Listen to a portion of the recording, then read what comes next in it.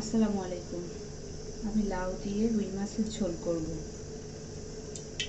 প্রথমে কাঁচা ঝাল আর পেঁয়াজ দিয়ে দিলাম।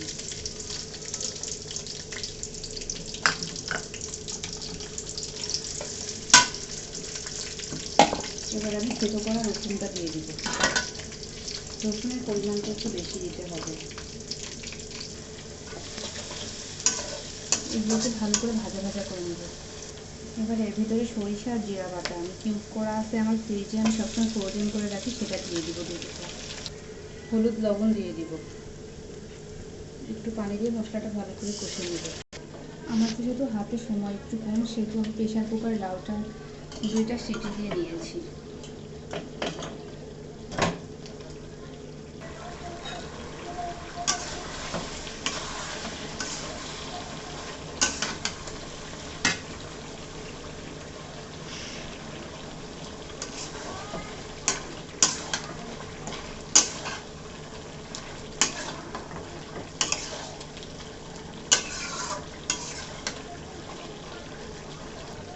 লাউটাকে আমি কষিয়ে নিয়েছি, এবার ভেজিটেবল স্টকটা দিয়ে দিব। মানে লাউ সেদ্ধ করা যে পানিটা ছিল ওটা দিয়ে দিব।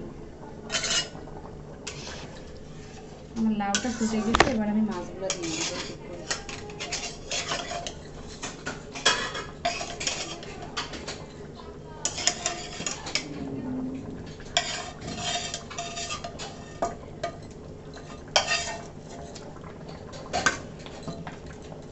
এবার আমি ঢাকা দিয়ে দিব।